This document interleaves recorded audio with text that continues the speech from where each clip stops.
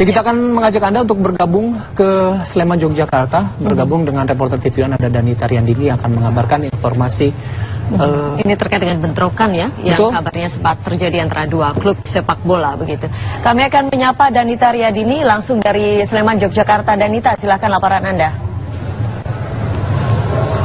Ya, Feni juga Bayu, terkait dengan informasi bentrok antar supporter yang terjadi di jalan menuju ke Yogyakarta, karena hari ini memang akan diadakan pertandingan antara Arema Kronus melawan Surabaya United. Nampaknya tidak terjadi di Yogyakarta, karena sejauh ini kami memantau untuk di Yogyakarta hingga saat ini masih dalam kondusif. Di Yogyakarta sendiri saat ini khususnya di Stadion Maguwarjo Yogyakarta sudah dipadati oleh pendukung ataupun supporter yang nanti akan memberikan dukungan terhadap tim kesayangan mereka masing-masing. Dan kami mantau saat ini informasi yang kami peroleh juga nanti ataupun saat ini sekitar pukul 16 lebih ini merupakan batas akhir dari supporter Arema Kronus yang diharuskan untuk sudah berada di dalam Stadion Maguwarjo Yogyakarta. Sementara untuk di atas pukul 18, informasi yang kami peroleh nanti supporter dari Surabaya United akan mulai masuk ke dalam Stadion Maguwarjo Yogyakarta.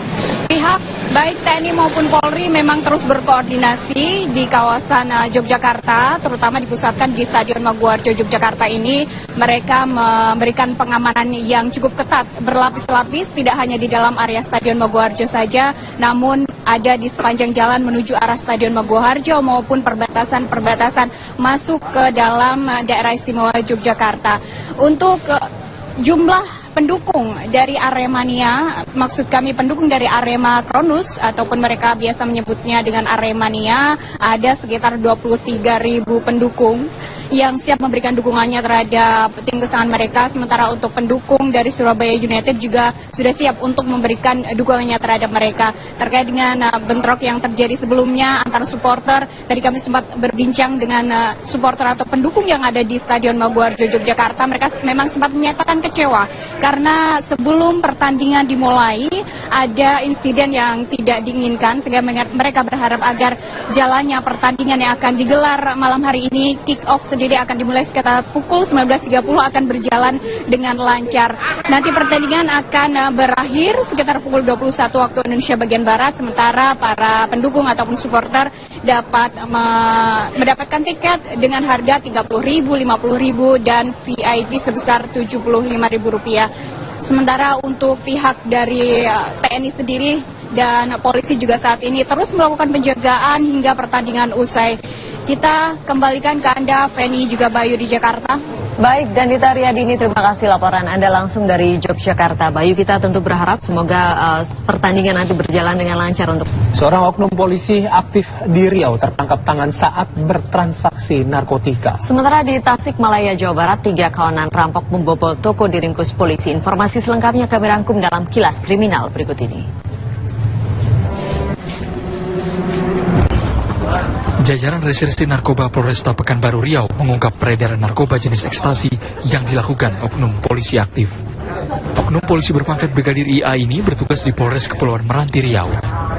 Ia ditangkap petugas Serse Narkoba Polresta Pekanbaru di Jalan Samratulangi saat hendak mengantarkan 100 butir ekstasi ke pelanggannya. Polisi kini masih memburu seorang oknum polisi aktif lainnya yang masih satu jaringan dengan Brigadir IA. Selain terancam dipecat dari Kesatuan Polri, Brigadir IA juga dijerat Undang-Undang Narkotika dengan ancaman hukuman 20 tahun penjara. Seorang petani karet di Kabupaten Ogan Ilir diringkus polisi akibat mengedarkan uang palsu. Petani warga Indralaya Ogan Ilir ini mengaku kerap mengedarkan uang palsu di wilayah Kabupaten Ogan Ilir dan Prabu Muli, Sumatera Selatan. Modus yang digunakan tersangka dengan cara mengedarkan uang palsu di toko-toko kaki lima dan kemudian mendapatkan kembalian uang asli. Polisi menyita uang sisa kejahatan sebanyak Rp700.000 berbentuk pecahan Rp100.000 dan Rp50.000. Ia kini terancam hukuman 15 tahun penjara.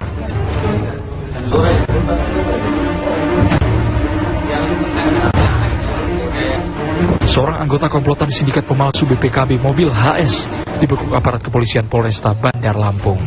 Pelaku membuat BPKB palsu dengan cara merental mobil, lalu membuat palsuan BPKB dari data surat-surat kendaraan asli.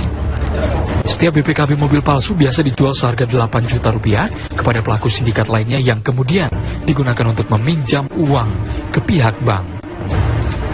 Dari tangan pelaku, polisi mengamankan barang bukti 2 buah BPKB palsu.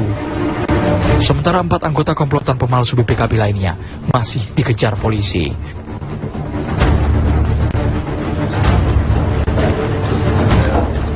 Tiga kawanan rampok membobol toko di Tasikmalaya, Jawa Barat, diringkus polisi. Dari tangan para pelaku, polisi menyita 1 unit mobil, 1 gunting baja, kunci palsu, dan barang lainnya yang biasa digunakan untuk beraksi. Kawanan ini dikenal sadis karena tidak segan-segan menganiaya korban. Dengan berpura-pura bertamu dan menyatakan tempat kontrakan, komplotan ini biasa beraksi di wilayah Purwakarta, Subang, Karawang, hingga Tasikmalaya, Jawa Barat. Polisi kini tengah mengejar tersangka lain yang berperan sebagai penadah barang-barang hasil kejahatan. Tim TV One mengabarkan. Kita ke informasi lainnya, hujan deras selama 3 hari terakhir membuat tebing batu setinggi 30 meter di Lalam Panua, Majene, Sulawesi Barat, longsor. Longsoran batu menutupi jalur lintas Barat Sulawesi dan hampir melumpuhkan lalu lintas di jalan penghubung antar provinsi tersebut.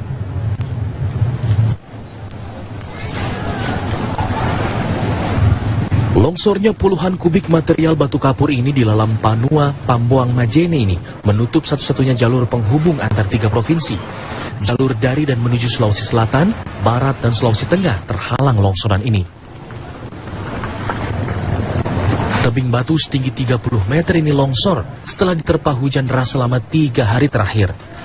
Sempat terjadi kemacetan panjang selama berjam-jam sebelum akhirnya Dinas Pekerjaan Umum setempat membersihkan longsoran batu dengan alat berat. Pihak kepolisian mengimbau pengguna jalan tetap berhati-hati jika melewati jalur ini, mengingat masih ada patahan batu yang berpotensi kembali longsor. Sementara ini tidak ada korban jiwa, jadi syukur alhamdulillah tidak ada korban jiwa. Namun saya lihat di atas itu masih ada patahan-patahan yang akan jatuh. Ya, rawan. Jadi akan rawan sekali. Jadi nanti akan kami berikan tanda hati-hati di tempat ini. Agar supaya pengguna jalan berhati-hati apabila melewati tempat ini. Petugas kini terus menyiagakan alat berat di lokasi dan memasang tanda rawan longsor di sejumlah titik. Pengerjaan dikebut mengingat puncak arus lalu lintas akan meningkat di libur Natal dan Tahun Baru pekan depan. Dari Majene, Sulawesi Barat, Rasman Abdul Rahman, TV One mengabarkan. Jajaran polisi Resort Sragen, Jawa Tengah memeriksa puluhan pendukung 2 klub sepak bola terkait bentrokan yang terjadi pagi tadi di Jalan Raya Sragen, Ngawi. Sekitar 400 supporter ini diamankan di lapangan Mapolres untuk menjalani pemeriksaan. Para supporter didata oleh petugas, kemudian diidentifikasi dengan mengklasifikasikan siapa yang terlibat dan yang tidak dalam penganiayaan yang menyebabkan hilangnya nyawa seseorang. Menurut Kapolres Sragen AKBP Ari Wibowo, petugas saat ini telah melakukan pendalaman kasus penganiayaan dan pengerusakan yang terjadi. Sejumlah barang bukti telah diamankan dan sejumlah saksi masih dalam proses untuk dimintai keterangan. Ada yang berbeda di istana 2 hari berturut-turut kemarin. Ya, jika biasanya Presiden menerima tamu-tamu negara yang membahas topik serius, Presiden Joko Widodo menerima tamu para komedian hingga membuat Presiden terpingkal-pingkal.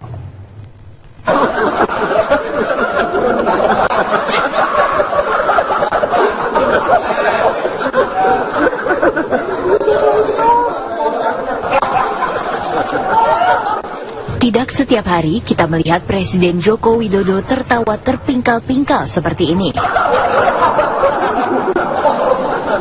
Inilah yang terjadi di Istana Negara beberapa hari terakhir. Rabu 16 Desember lalu, Presiden mengundang makan malam sejumlah komedian. Acara makan malam itu berlangsung santai. Bahkan para komedian seperti Cah Lontong, Dorce, dan Butet Kartarajasa tak segan-segan melontarkan banyolannya.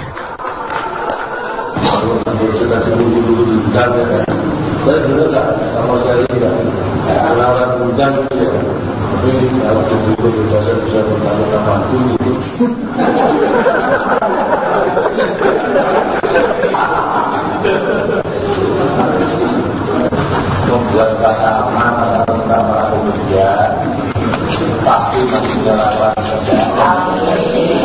Terus itu kita kalah lucu sama mahkamah kehormatan.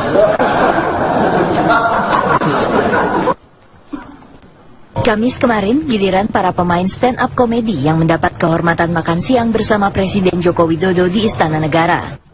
Dialog santai bergulir dalam acara makan siang itu. Bahkan Presiden menginisiasi digelarnya Piala Presiden untuk para pemain stand-up komedi. Ada satu hal yang menggembirakan buat kita, bahwa Presiden bersedia nanti membuat Piala Presiden stand-up komedi. Piala Presiden 2016. Belum, nanti kita rencanakan dulu. Nanti kita rencanakan dulu, baru nanti kita ajukan pada. Hadiahnya buat saya kos ya. Kita juga harus menunjukkan profesionalisme kita. Di sela-sela rutinitas yang bisa jadi membuat penat, lawak memang menjadi hiburan tersendiri, tak terkecuali bagi seorang presiden. Dari Jakarta, tim TV One mengabarkan.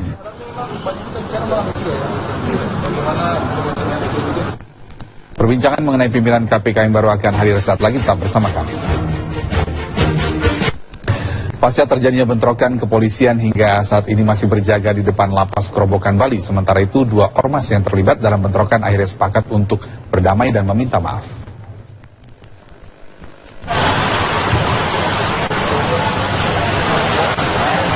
Pasca bentrokan antar 2 organisasi masyarakat di Lapas Kerobokan Bali, kondisi keamanan masih memanas. Untuk mengantisipasi kondisi keamanan, polisi masih melakukan penjagaan di Lapas Kerobokan.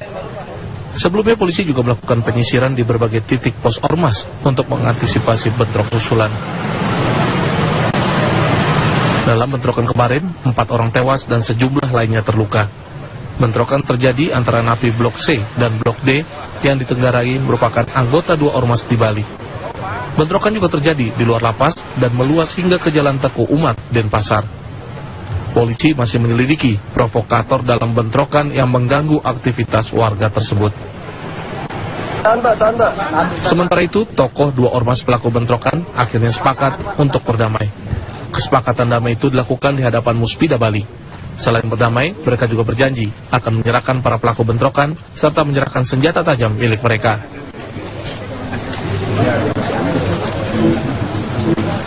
Jadi poinnya adalah baik Laskar Bali maupun Baladika, mereka menyampaikan permintaan maaf kepada kita semua, kepada pimpinan daerah, kepada masyarakat Bali, dan mereka berjanji tidak akan mengulangi kembali atau melakukan balas dendam dan lain-lain. Dengan kesepakatan damai ini, diharapkan kondisi keamanan di Bali kembali kondusif dan tidak terjadi lagi bentrokan. Dari Denpasar, Bali, Adi Gunawan, Alfani, TV One mengabarkan. Mas Adi, Om Santi Om. Assalamualaikum warahmatullahi wabarakatuh. Polemik pendapat soal keabsahan operasi angkutan online terus bergulir di masyarakat dan dalam tubuh pemerintah. Kita akan simak beberapa pendapat pemerintah soal operasi angkutan online yang kini menjadi perdebatan.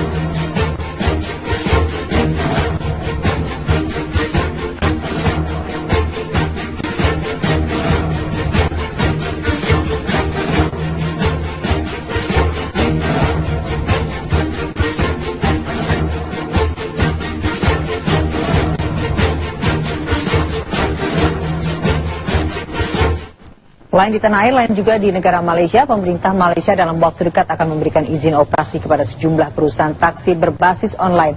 Salah satu alasannya adalah jasa taksi ini diminati oleh 76% warga Malaysia.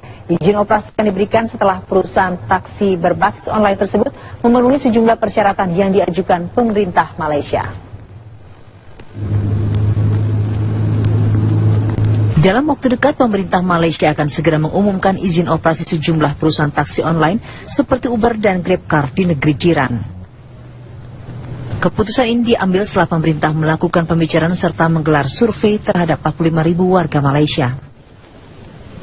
Dari pembicaraan dengan Uber dan GrabCar, pemerintah Malaysia telah mengajukan sejumlah persyaratan. Di antaranya adalah setiap taksi berbasis online harus menyiapkan asuransi untuk para penumpangnya, serta kelayakan dan keamanan kendaraan yang digunakan harus diperiksa secara reguler oleh Puspakom. Seperti di Indonesia, jasa taksi berbasis online ini sempat ditentang supir taksi reguler. Kehadiran jasa mereka dinilai dapat mengganggu periuk nasib taksi reguler.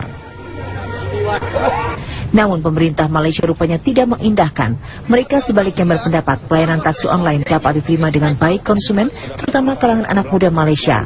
Apalagi 86% responden survei berpendapat taksi reguler kerap menetapkan tarif di atas harga normal, atau dengan kata lain pelayanan taksi reguler dinilai sangat buruk. Dari Kuala Lumpur, Dodi Kusmayadi, Dimas Purnomo, TV One mengabarkan. Kereta disita, pemandu hubur ditangkap dan kereta disita. Kita beralih ke kabar lainnya. Pasca pengunduran diri Setia Novanto dari pelaksana tugas Ketua DPR, Fadlizon menyatakan bahwa pimpinan DPR sudah menerima surat dari fraksi Golkar. Fraksi Golkar telah menunjuk Ade Komarudin untuk menggantikan Setia Novanto sebagai Ketua DPR. Kepada saudara Ade Komarudin sehingga kepemimpinannya nanti betul-betul tercermin. Dari beberapa nama yang sempat disebut oleh Sekjen Partai Golkar Idrus Marham, fraksi Golkar akhirnya menunjuk ketuanya di DPR, Ade Komarudin, untuk menggantikan Setia Novanto yang telah mengundurkan diri. Ada satu surat lagi yang ditandatangani. Kita melakukan sesuai mekanisme yang berlaku dari Rapim, dan menurut undang-undang kemudian Rapim menentukan pelaksana tugas. Oleh kawan-kawan saya diminta untuk menjadi pelaksana tugas Ketua DPR. Kemudian kita menyurati kepada pimpinan fraksi dari Pak Setia Novanto, yaitu dari fraksi Golkar, dan kami juga sudah mendapatkan suratnya. Tinggal nanti kita mungkin karena ini masa sidang yang sangat pendek ya, hari ini akan ditutup. Pelantikannya sendiri mungkin akan pada awal masa sidang yang akan datang. Pelantikan untuk ketua baru. Ada suratnya, udah ada suratnya belum dari fraksi dari DPP Golkar nama-nama itu? Sudah ada.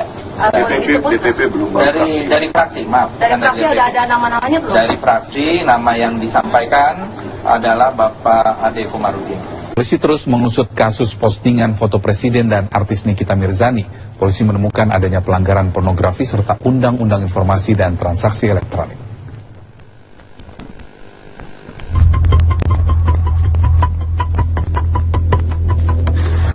Akun Twitter milik Julianus Paunganan alias Ongen terus diusut oleh penyidik Mabes Polri.